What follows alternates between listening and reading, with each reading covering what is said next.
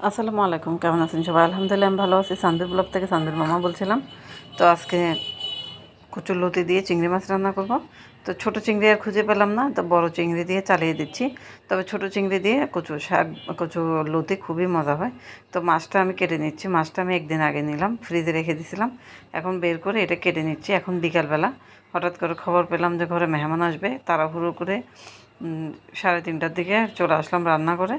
মানে রান্না করব সেটা রেডি করতেছি। আর কচুরলতিটা আমি আগে কুটে রাখছি, তো এটা তো রান্না করতে হবে, তো এটা রান্না করব।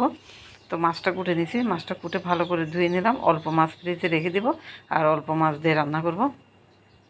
এদিকে লতিটা কুটা কমপ্লিট, সকালবেলা কুটে রাখছি। এদিকে ঘর দুয়ার সব গোছানোর জন্য আমি এর মধ্যে গোসল করে ফেললাম। মাছটা কুটে গোসল করে ফেলছি, গোসল করি নিয়ে সারাদিন গোসল করে বিছানাপাতি সব কিছু গুছিয়ে নিচ্ছি, কারণ রান্না করে ঢুকলে আর কোনো কিছু সময় পাবো না। সেই জন্য একদম বিছানা পরিষ্কার পরিচ্ছন্ন করে ঝেড়ে আবার বিছানা হলো। এদিকে টিভির উপর অনেক ময়লা পড়ছে, সেটাও একটু করে মুছে দিলাম, মুছে আবার ঢেকে দিচ্ছি।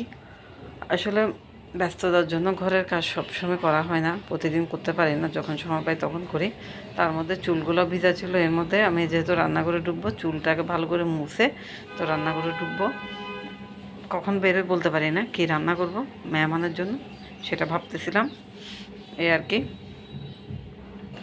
তো চুলটা মুছে চলে আসলাম, চলে যাবো এখন রান্না করে। এখন বাজতেছে প্রায় 5:30, 6টার কাছাকাছি। তো আমার ঘরে সম্পূর্ণ কাজ শেষ, ঝাড়ু দেওয়া, গোছানো, গোসল করা সব। এখন আমি রান্না করতে রেডি হব। তো একটা বেগুন দিব, আজকে কচুরলতির মধ্যে আমি বেগুন আর আলু ব্যবহার করব। এই প্রথমবার আমি বেগুন আর আলু দিয়ে কচুরলতি খাবো। তো বেগুনটা কেটে নিলাম। এর মধ্যে মনে পড়ছে পানি নেই পিউরিফাইডে, তো এখন আবার পানিটা ঢালতে যাচ্ছি, কারণ কাজ করতে করতে একটার পর একটা মনে পড়ে। পানিটা যদি ভরে রাখি তাহলে আবার আরেকটা কাজ আগাবে, সেই জন্য পানি ভরে ফেললাম। এখন আমি বেগুন কেটে আলু কেটে নিচ্ছি। তো আলুটা আমার কাটা হয়ে গেছে। এগুলো একসাথে বেগুন আলু কচুরলতি একসাথে করবো, এখন ধুয়ে ফেলবো। তো এখন আমি কাঁচামরিচটা কেটে নিচ্ছি। আর পেঁয়াজ আমার ফ্রিজে কাটা আছে অলরেডি, আমি সেটাই রান্না করব। আর হচ্ছে রসুন ব্যবহার করব, সে রসুনটা আমি এখন কেটে নিব। কাঁচামরিচ কাটা কমপ্লিট। এখন চিংড়ি মাছটাকে একটু ছোটো ছোটো টুকরা করব, কারণ বড় চিংড়ি দিয়ে কচুরলতি ভালো লাগবে না, ছোট চিংড়ি দিয়ে বেশি মজা হয়। সেই জন্য একটু সাইজ ছোটো ছোটো করলাম, যাতে যাতে মানে মাছটা মুখের মধ্যে লাগে, সেই জন্য। এদিকে রসুনটা থেতো করে নিচ্ছি, চামড়া ছুলি নেই, এখন ছুলবো। কয়েকটা ছেঁচা দিলেই চামড়াটা বের হয়ে আসে। তো এইভাবে আমি চামড়াটা পরিষ্কার করলাম। তাড়াহুড়া কাজ যখন থাকে তখন এইভাবেই কাজ করি। এই তো থেতো করা হয়ে গেছে রসুন, আর চুলকানো জিনিসের মধ্যে রসুন বেশি ব্যবহার করতে হয়। তারপর আমি এখানে সবজিটা ধুয়ে ফেললাম, চুলার মধ্যে ডেকচি বসাই দিলাম। এটা হাতে মেখে রান্না করব, সেই জন্য।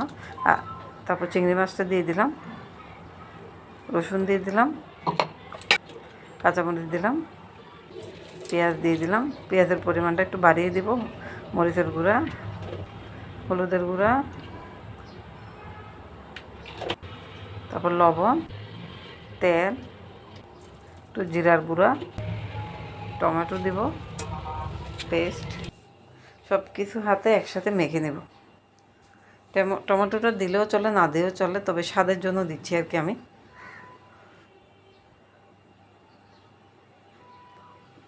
একদম উল্টে পাল্টে মাখবো, আর মাখার মধ্যে কিন্তু তরকারি স্বাদ হয় বেশি। যারা এখনও এভাবে মেখে তরকারি খান না, একবার হলেও ট্রাই করবেন, খুবই মজাদার। তারপরে এখন তরকারি ঢাকনা তুলে দেখি আমার তরকারিটা উতরাচ্ছে, এটা বেশিক্ষণ লাগে না হতে। এই তো হয়ে গেছে, নিচে একটু একটু পানি আছে, আর আমি পানিটাকে সম্পূর্ণ টানাই ফেলবো। সেই জন্য চুলার উপর ঢাকনা খুলে আমি দিয়ে রাখলাম আগুন বাড়িয়ে, যাতে নিচে লেগে যায়। এখন আমি ধনেপাতা ছড়িয়ে দিলাম উপরে, কারণ যে কোনো তরকারিতে ধনেপাতা না দিলে মজাই হয় না। এখন মেয়ে নাকি নুডলস খাবে, ওর জন্য আবার নুডলস তৈরি করলাম। তো এটা ওকে দিচ্ছি খাওয়ার জন্য, কারণ বিকালবেলা ওর অনেক খিদা লাগছে, বিকাল মানে সন্ধ্যা হয়ে গেছে। তো খেতে যাবে, সঙ্গে আমাকেও ডাকতেছে, কি করার, পিছিয়ে পিছিয়ে আমিও যাচ্ছি ওকে খাওয়ানোটা দেখানোর জন্য, এই আর কি। তো আজকের ভিডিওটা কেমন লাগলো? যারা ফেসবুক থেকে আমার ভিডিওটা দেখতেছেন তারা একটু ফলো করবেন, আর ইউটিউব থেকে যারা দেখবেন তারা একটা সাবস্ক্রাইবার করে দেবেন। আজকে এ পর্যন্ত, আল্লাহ হাফিজ, বাই বাই।